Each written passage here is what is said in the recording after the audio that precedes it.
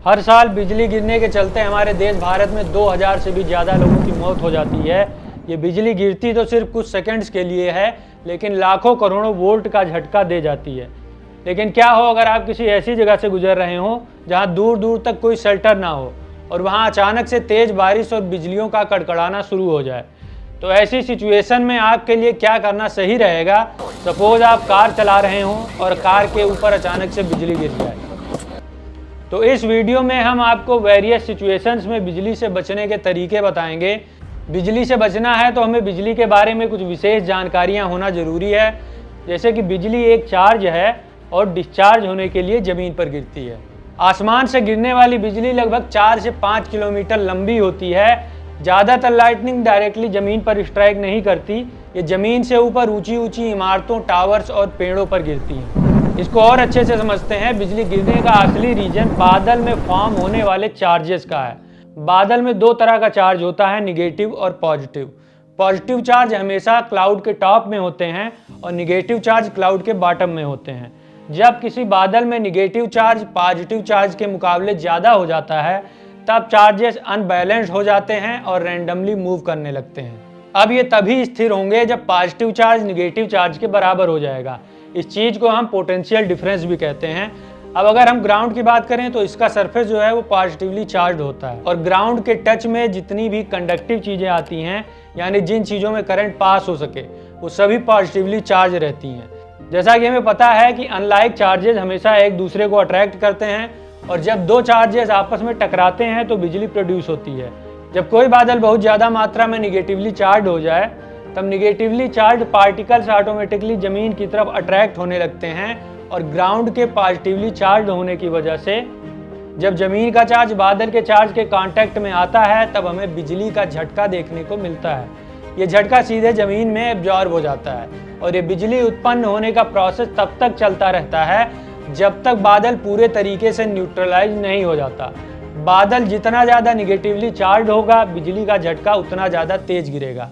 ये झटके ज़्यादातर बड़ी बड़ी बिल्डिंग्स और टावर्स पर गिरते हैं, क्योंकि ज़मीन से जुड़े होने के कारण ये भी पॉजिटिवली चार्ज होते हैं। टावर पर जो बिजली गिरती है वो सीधे ज़मीन में एब्जॉर्ब हो जाती है। अगर बात करें घरों और इमारतों की, तो इनमें लाइटनिंग रॉड लगाया जाता है जो सीधा ज़मीन से कनेक्ट होता है। इस वजह से जब बिजली घर या इमारतों पर गिरती है तो ये डायरेक्टली उस लाइटनिंग रॉड पर गिरती है और वायरिंग के थ्रू ज़मीन में जाके एब्जॉर्ब हो जाती है। लगभग 95% बिजलियां आकाश में ही रह जाती हैं, सिर्फ 5% ज़मीन तक पहुंच पाती हैं। ज़्यादातर बिजली ज़मीन पर नहीं गिरती, बल्कि एक बादल से दूसरे बादल पर गिरती है। तो आइए बात करते हैं how to protect yourself from lightning. बिजली अपने ऊपर गिरने से कैसे बचाया जाए। यहाँ पर बहुत सारे अलग अलग सिचुएशन हो सकते हैं, जैसे कि मान लीजिए आप एक ऐसे वीरान जगह से गुजर रहे हैं जहाँ दूर दूर तक कोई घर या शेल्टर नहीं है और वहाँ अचानक बारिश और बिजली का चमकना शुरू हो जाए। तो ऐसे सिचुएशन में बिजली से बचने के लिए क्या करें। सबसे पहले तो आप जितनी भी इलेक्ट्रिसिटी की कंडक्टिव चीज़ें हैं उनसे दूरी बनाकर रखिए। ज़मीन पर गिरने वाली बिजलियाँ पेड़ों पर भी बहुत ज़्यादा गिरती हैं, इसलिए पेड़ों से भी दूर रहें। एक रिसर्च के दौरान जब बिजली गिरने वाली जगहों की स्टडी की गई तो ये बात सामने आई कि 27% बिजली गिरने की संभावना खुले मैदान में होती है, पेड़ों पर गिरने की संभावना 16% होती है और पानी में 13% संभावना होती है। लेकिन 56% बिजली गिरने की संभावना ऊंची जगह पर होती है, जैसे कि कोई पहाड़ी या इलेक्ट्रिक पोल। इसलिए जितना भी हो सके ऐसी जगहों से दूरी बनाएं। अगर आप एक ओपन फील्ड में हैं तो यहाँ पर आपको तुरंत स्क्वाट पोजीशन में आ जाना चाहिए, जहाँ एक हाथ दूसरे हाथ के बीच में हो। ये पोजीशन आपके ऊपर बिजली गिरने से आपको बचाएगा।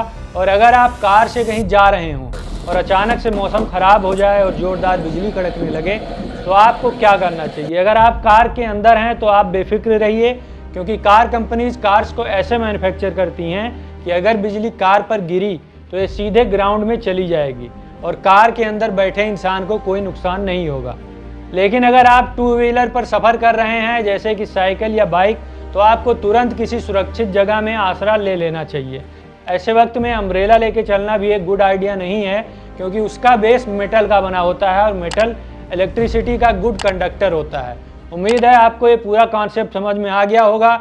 अगर वीडियो अच्छी लगी तो हमारे चैनल को सब्सक्राइब जरूर करें।